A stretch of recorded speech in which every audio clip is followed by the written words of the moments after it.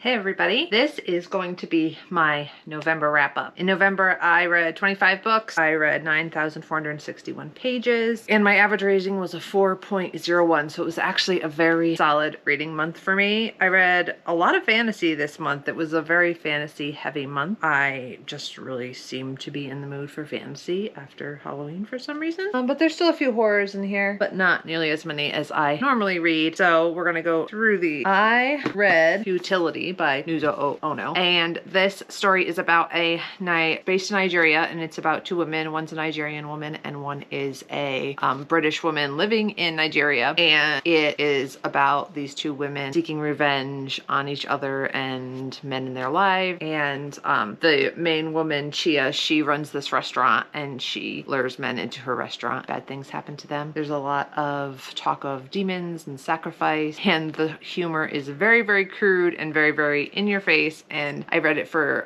the Literally Dead book club, and a lot of people did not enjoy this one, so I wouldn't recommend it broadly, but I still gave it a decent rating. I think I gave it a 3.75, mostly because the ending I wasn't completely satisfied with. I wanted these characters to get their comeuppance a little bit more severely, and there's one character that I wasn't happy with their ending. A lot of people did not like this one, but this is one of the horrors I read this month and I enjoyed it. I read Parable of the Sower for Allie's Patreon book club, and this is about a dystopian America in 2024, but it was written in the 90s. California is on fire. There's very little resources readily available. Everything costs a lot of money at one point. Lauren says that she saved up $2,000 and she said she could only survive on this for a week or two for one person. That's a lot of money just to survive, just to have enough food to live. Safe water, so people are living in these compounds, which Lauren at the beginning of this does live in a compound with her father and her siblings and her stepmom. And Lauren has hyper empathy in this, so she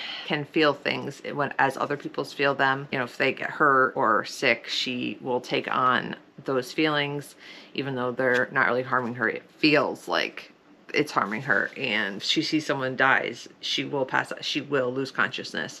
So that's an interesting concept in this. There's a lot of discussions to be had in here about the way our country is going, and how there are some really creepy similarities in here, and how there are parts of the world where there are wars. You leave your home and you could be having a greater chance of being attacked or raped or stolen from or beat up, abducted. So lots of scary things in here. This was not an easy read, but I do think it was a worthwhile read. I also weirdly gave this one a 3.75 because I liked it, I was intrigued by it, and I finished it, and I think it's an important book. There's also some things in here that I wasn't too fond of, but I did enjoy it quite a bit, and I gave it a 3.75. I finally got to Rebel Witch, which is the second book in the Crimson Moth series. First book is either called The Crimson Moth or Heartless Hunter. Heartless Hunter is the name of the first one.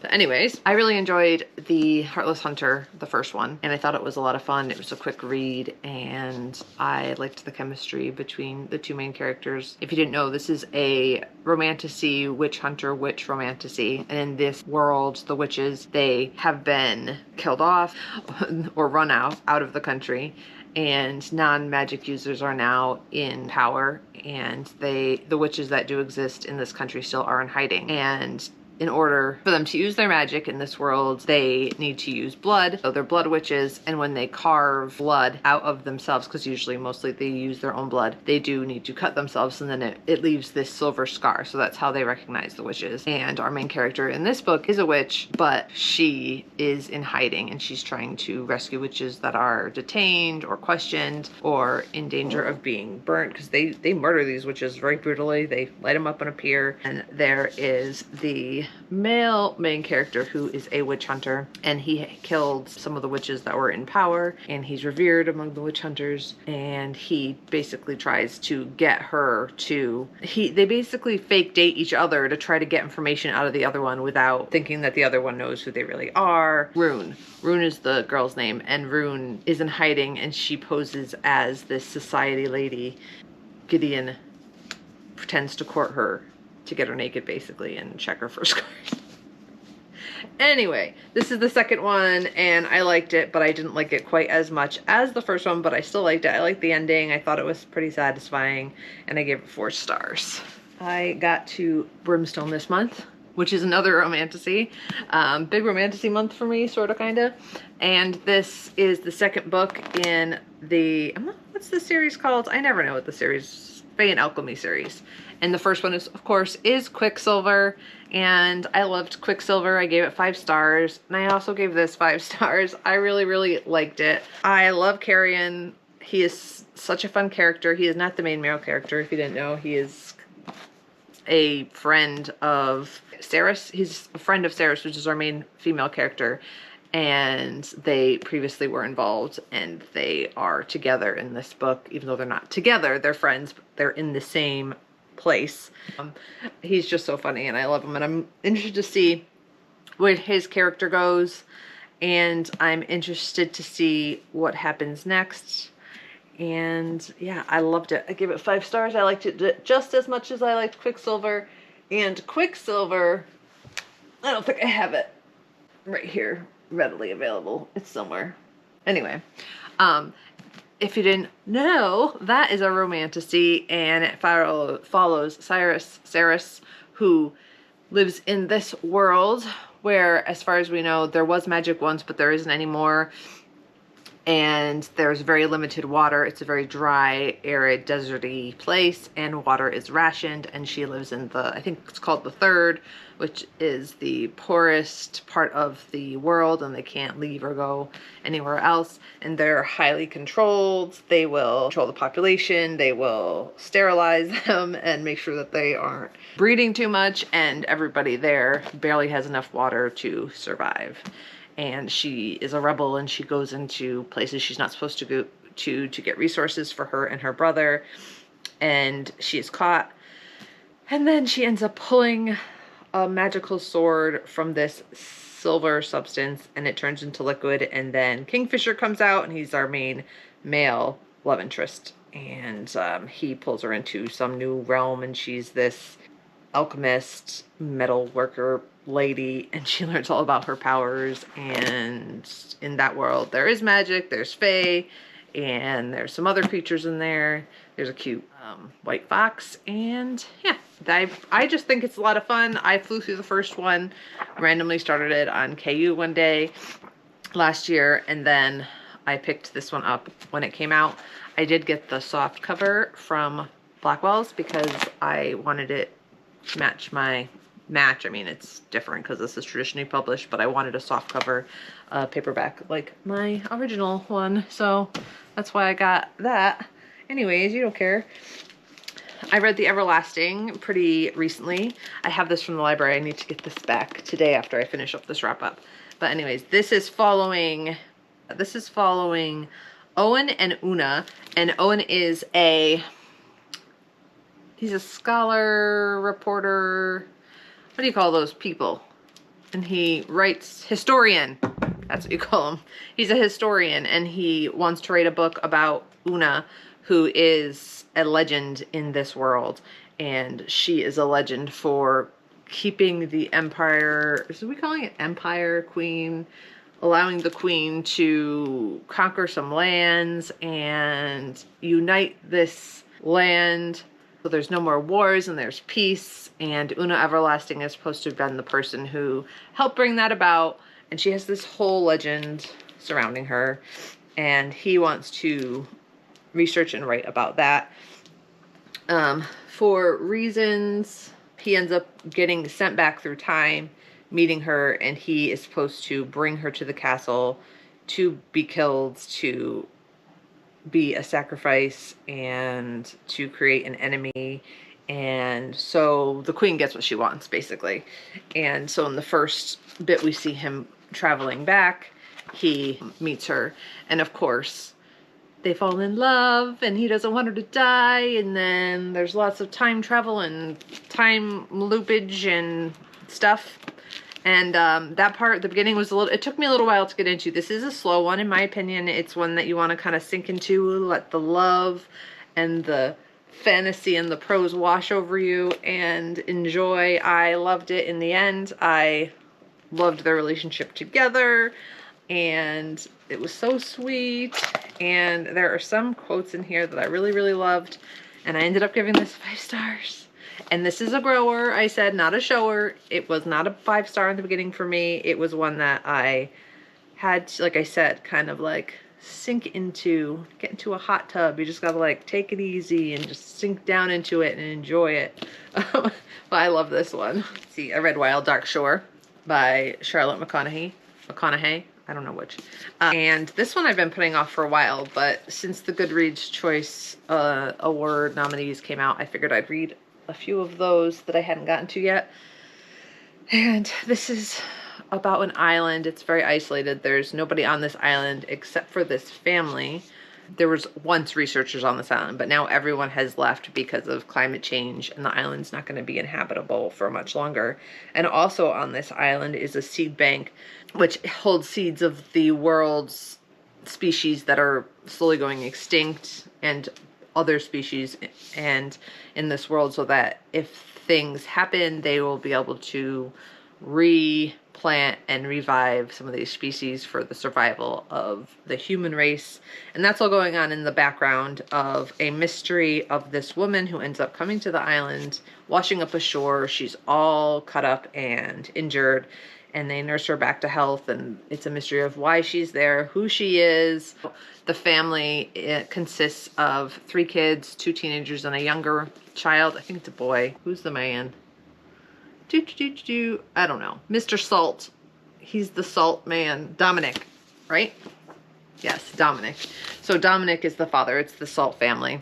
There's somewhat of lovingness between the two. I mean, they're the only 2 on the island, so they're kind of stuck there, and communication has been cut off for, they don't really know why. They are set to get picked up soon because the research has been discontinued, so they're taking everybody off the island, but they're the only ones there. Communication has been cut off.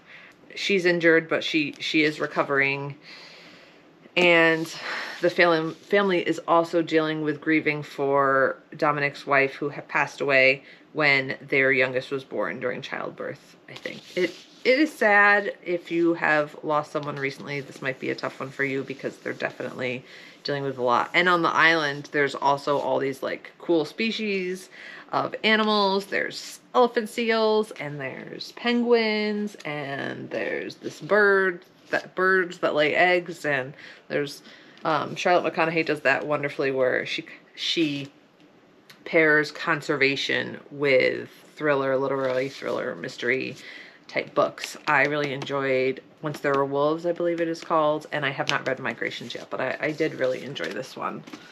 I gave that 4 stars. I did not love it as much as some people did, but I did still really enjoy that one. I read Razorblade Tears by S.A. Cosby. This is my first S.A. Cosby. I had not read from him before. I had this on my shelves for a long time. It says, "From the Library of Olivia." I'm not Olivia, so yes, I definitely bought this used. And again, I really enjoyed this one. Ended up giving it a 5-star. 5 stars. This is about 2 men who both have lost their sons in a hate crime, what they believe is a hate crime. Both their sons were gay, they were married, they had a daughter. One of the men is black, one of the men is white. This is down south. They band up together they're 2 ex-cons as well. They band together to get revenge, or to find out what happened exactly, who's responsible, and to get revenge on what happened to their sons. They both had complicated relationships with their sons because of their sexuality, so there's an examination of that. There is a trans characters here, so there's some examination of that. These are older characters, set in their ways, traditional, so there is a lot of discussion on racism with these 2 working together. It's a lot of discussion of the homophobia that they've dealt with in their lives, grappled with their relationship with their sons. This was very, very good. I really enjoyed it. It's a lot of action, a lot of entertainment quality, but also a lot of important discussions. I'm glad to have finally gotten to my first S.A. Cosby. I read Why I Love Horror. This is edited by Becky Siegel Spratford. Yes. I gave this a 4-star, and I really did enjoy the essays in here. Some of them I don't feel like I got a lot from, but then others I really, really liked. Like, I loved the Stevie Graham Jones one. That was my favorite. And then I'm looking down because I do have a note somewhere. Yeah, so I loved the Stephen Graham Jones one. I loved the Grady Hendrix one. He writes that as if it's a story and we're not sure if it's true or not about his own life. And I thought that one was really interesting. And then the Gabino Iglesias one, I also really, really enjoyed. So a lot of it's discussions about things that have happened in their past and how horror has helped them deal with them. But some funny things in here and some serious things in here. So I just overall really enjoyed it. It's worth a read if you're a horror fan. Yeah, that is why I love horror. I read Come Tumbling Down by Shannon McGuire. This is the 5th book, I believe, in the Wayward Children series. Sees Jack and Jill come back, and it's at the school. Jack and Jill have swapped bodies for reasons, and it's about them trying to go back to the moors to find out how to fix this, because obviously Jack does not want to be in Jill's body. That is not their jam. So they go back to the school through a door and ask for help. And I liked this. I've enjoyed all of these so far. I've given them between 3 and 5 stars, each of them. I tend to like ones that aren't questy like this. I tend to like the ones where the kids are kids and they're going to their worlds for the first times and we're seeing what their lives are like. But I did enjoy this one. I like Jack and Jill's story and I like the Moors a lot. So that added to my enjoyment of it, and I gave this a 3.75. And a few more physical books, and then I'll have to go to my other ones that I read. I just finished this. This is The Collector by John Fowles. I got a recommendation from somewhere in the internets, on the YouTubes or Instagram or somewhere, and I don't remember who it was. I thought I knew it was, but it wasn't. So this was published in 1963, and this is about a man who collects butterflies, and he becomes obsessed with this woman. He stalks her. Her name is Miranda, and he ends up abducting her and keeping her in his basement after he wins the lottery and is able to have the means to do this. And he gives her whatever she wants, but he is keeping her imprisoned in his home. I really liked this one too. Like I said, I had a really good reading month. I did give this 4 stars. I really loved the beginning of it from his point of view, and then we get quite a bit from her point of view through journals of her thoughts and feelings while she is in this basement. And I enjoyed that, but she goes a lot more into her life before, which makes sense if you're in a basement and you're trying to survive, writing about things that have happened in your life to try to get your mind away from the current situation. But she talks a lot about political things at the time in England, which go over my head quite a bit. You know, I've heard about the Labour Party, I've heard about Tories and things like that, but other than that, I don't really know anything about British politics. So there are definitely parts that lost me, but it came back around in the end, and I ended up really enjoying this. There's a lot of discussions to be had in here. They talk about how collectors are the worst because they use their wealth to acquire things, and then they don't allow them to be out in the world and seen. And he acquires her. He's a collector. He collects this beautiful woman and hoards her beauty and her life for himself. It's a good one. I gave it 4 stars. So these are some of my favorite books from the month besides Brimstone. I gave quite a few very good ratings, but anyways. I continued the Farseer trilogy. I returned to Fitz in Royal Assassin. Anyways, I'm trying to make my way through some of these Robin Hood books. I've mentioned before that I have previously read the Soldier Son trilogy, so I'm making my way through the Farseer trilogy. I did give this one 5 stars. I loved the continuation of Fitz's story, how he is developing, how he is coming into his own. The prince that he likes, the good one, is gone for a good portion of this. So he's trying to figure out how to stay protected and how to protect those he loves and the kingdom, and King Shrewd is the king and he's on his deathbed. And so the prince we like goes away, and then of course the prince we don't like starts to manipulate things, cause problems in the country. Fitz is trying to work with the good prince's wife and figure out what they're going to do about all these things, and then also coming more into his powers. Yeah, I loved it. I liked it. It's a good one. I really enjoy Robin Hobb. I really enjoy these floppy paperbacks. And I gave this one 5 stars. One of my other, I think maybe my top favorite book of the month was The Merge by Grace Walker. I actually read this as an advanced reader's copy. It came out at the beginning of the month. I had to go get my own copy because I loved this, and I didn't wait for it to come out in paperback, so you know I really loved it. This is in a world not unlike our own. It is in our own world. And in the not so distant future, there is a procedure to merge consciousnesses. And because there's overpopulation and limited resources and climate change and all those things, this is dystopian sci-fi. People are being encouraged to merge their consciousness so there's less people around and more resources per person. If you are caught doing a crime, you might be forced into this. If you cannot pay your exorbitantly high taxes, they will take away your house and your cars and put you into this housing. And if you do this, there's financial incentives, big financial incentives. We are following a woman and her mother who is doing this experimentally to try to resolve her mother's Alzheimer's to merge with her so that she will, her mother's consciousness will still be in her body and hopefully not have any Alzheimer's, but we don't know. This is an experimental group. And they go into this program where they're learning about this and deciding if they want to do it. And it's just very interesting. And I liked the discussions about Alzheimer's and how sad that is. And, you know, would you do this if there were certain circumstances? Like there's one young brothers, they're in their teens, where one of them is dying of leukemia and it's terminal and there's no more they can do for them. So is that something you would do? And then about halfway through it switches and it gets even more interesting. And I just really, really love this. It's definitely one that I think people will really like if they give it a shot. I gave this 5 stars. This is probably my top book of the month. It's all downhill from here, guys. And I should have ended with that, but did not. So let's see what else. I read They Never Learned by Elaine Fargo because I needed it for the buzzword challenge of November. What was that about? They Never Learn. Oh, it was about a woman and she kills men that she feels are not good men. I mean, they're not. And then it also follows this young student who's new to the campus and things happen to her, all about women's wrongs, getting revenge on men.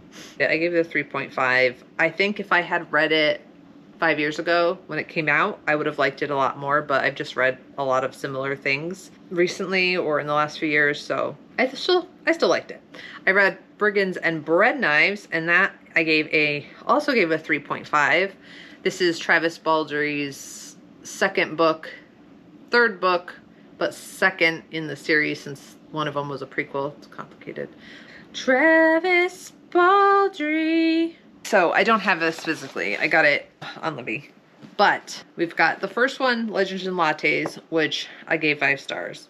We've got the prequel, which actually comes before this one, and this is Bookshops and Bone Dust. And then Brigands and Bread Knives follows this one right here. Viv, this ratkin. She's a rat, but she's cute, so it's okay.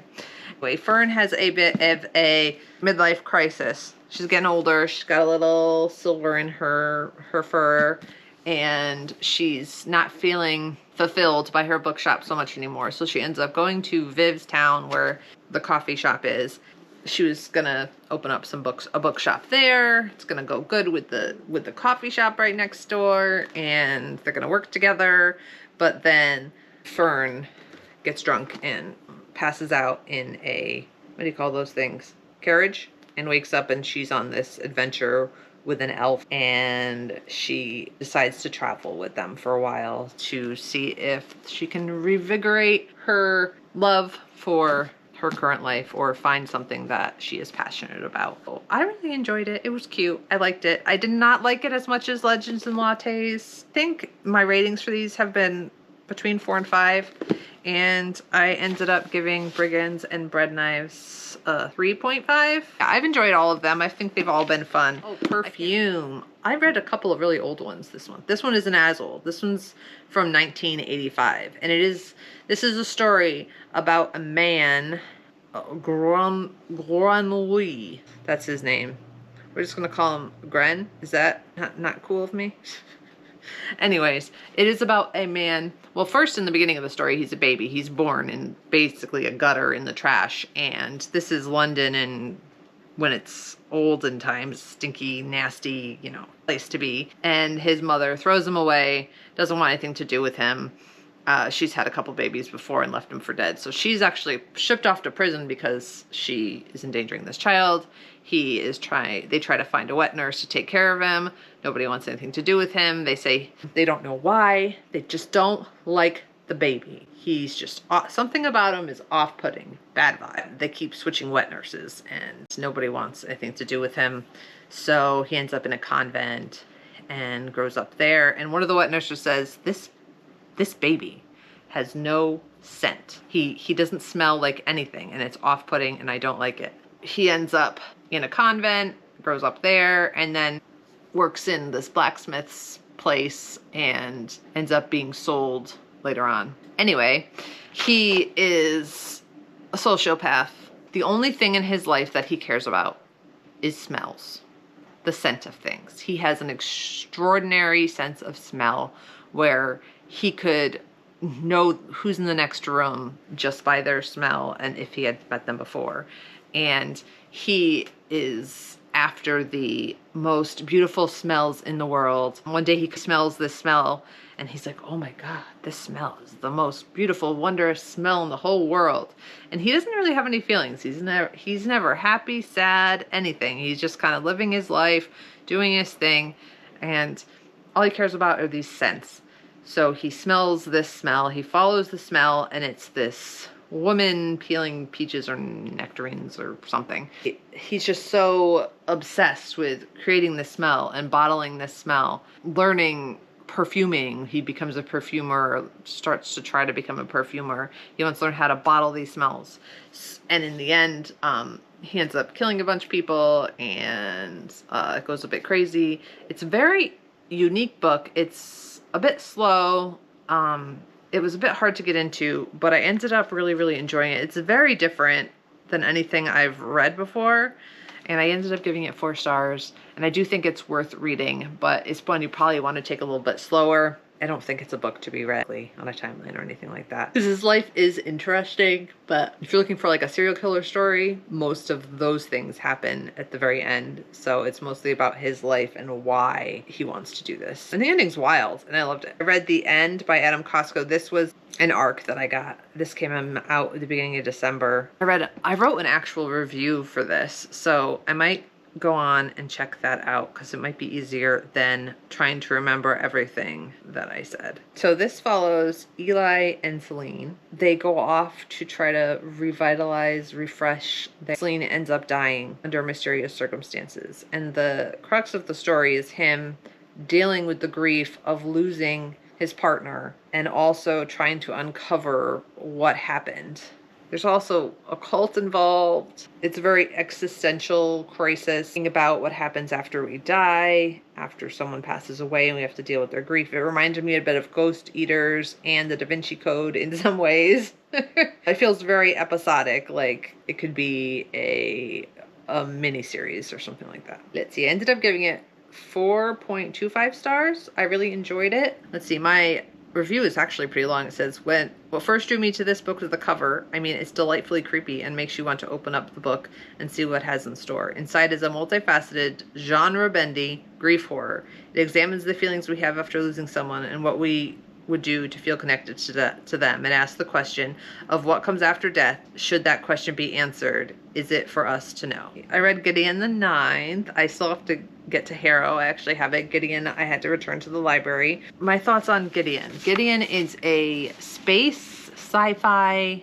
fantasy, mystery, trial game book. It follows Gideon, and Gideon was found as a baby, put into kind of indentured servitude-ish to the ninth house. That's a different book. She is very mouthy and funny and sarcastic, and I loved her. And she's a lesbian, and she serves the ruler of the planet that she's currently in, named Harrow, and Harrow is a necromancer, and all the necromancers in this story get together to maybe become immortal. I forget what they're called. They become lectors, which they're competing to see who's the best necromancer to become a lector. So they go to the first and they compete, but people are also dying and they have to figure out what's going on with that. So there's a little murder mystery in there too. But the part of this book that really got me was just the relationship between them and Gideon and her snappy quippiness of it all. I don't really understand everything that happened in it, but I still had a really good time. And I ended up giving it 4 stars. Lesbian Necromancers in Space is the short blurb on it. So I thought it was a fun time. I read If It Makes You Happy from the library as well by Julie Olivia. And I thought it was fun. It's like a Stars Hollow-ish rom-com. We've got Michelle and Cliff is a baker, and Michelle and a single dad. So it's also a single dad romance. He has a teen and a younger daughter, both daughters. And then there's Michelle, who runs a B&B after her mom dies. So again, there's some like grief examinations in there. And they fall in love, and I really thought it was a cute. And I also gave that one 4 stars. And of course, there's a dog, and his name is Rocket, and I loved him. I liked the relationship. You've got Michelle and Cliff, and Michelle's dealing with the death of her mom and examining the relationship she had with her, which wasn't always perfect, discovering what she wants to do with her life, how is she going to be happy because she just got divorced. And thought it was a fun, heartwarming fall book. All right, I read Honey and Spice by Balu Babalola. This takes place in a college. We have Kiki and Malachi, and it's a love story. Kiki has a podcast warning women against these players, men that aren't going to give you what you need.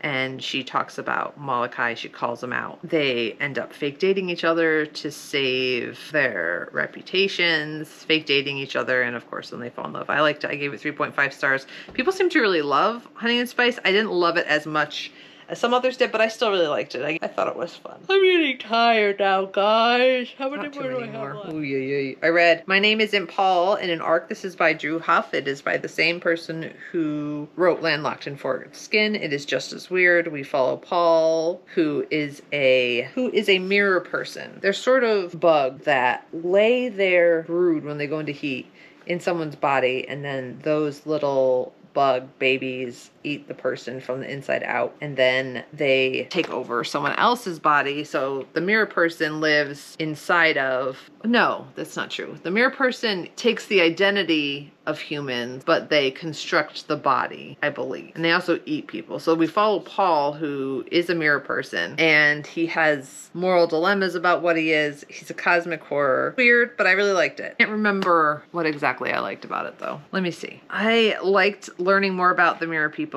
I did read The Divine Flesh, and they are also in there. Paul, he has a moral problems with the fact that if he goes into heat... I'm going to go look up my review. 4.5 stars. I really liked it. Obviously, now I'm forgetting things that happened in it. I don't think their rating is for everyone, but I did really like it. It's mostly just kind of like hanging out with Paul. He's trying to figure out his life, and he's fighting against being this creature that he is, but then something happens and he can't fight it anymore. So we find out what happens when that happens. But it's short and it's fun and interesting. What's next, guys? What's next? Let's see. I read The Brightlands by John Fram. I gave it a 2.5. I don't even really want to talk about it because I don't remember a whole lot that happened. There's 2 brothers. One's a football player. Well, they were both football players, but one's gay and he moved away, and then he comes back because his brother needs him, and his brother ends up going missing.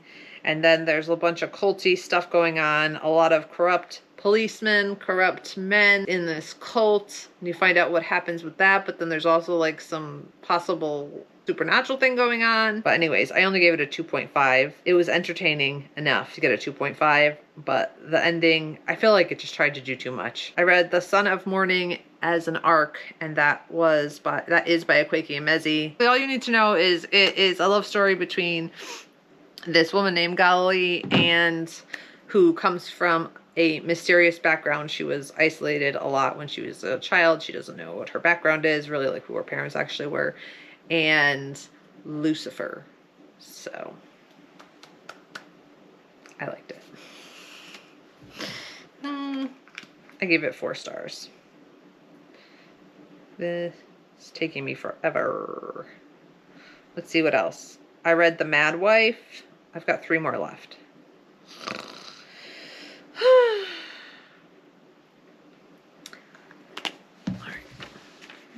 I read The Mad Wife by Megan Church, and this is about essentially just a bored housewife in the 50s, and she's known for her jello molds and desserts and food being molded into different things, and she's kind of bored of their life a little bit. She is losing touch with reality after having her second child, and dealing with that and trying to keep up appearances, and some postpartum in there, and it's a lot of what's real, what's not. Is she just paranoid because of her hormones? And then there's something that happens which I didn't like, so I ended up only giving it a low 4, but I did like this for the most part, but there's something that happens that I feel like could be really triggering to some people, and there's no way for me to tell you what that is without spoiling it. And so yeah, that took the rating down quite a bit for me, because I was really enjoying it before that. I was liking what I had to say, but then it kind of took a more thrillery turn, which I wasn't expecting, which maybe I should have, so maybe that's on me. But yeah, definitely trigger warnings for pregnancy, babies, mental health stuff. So anyways, 1950s housewife. Ugh, rough. No thank you. I read the Treasure Hunters Club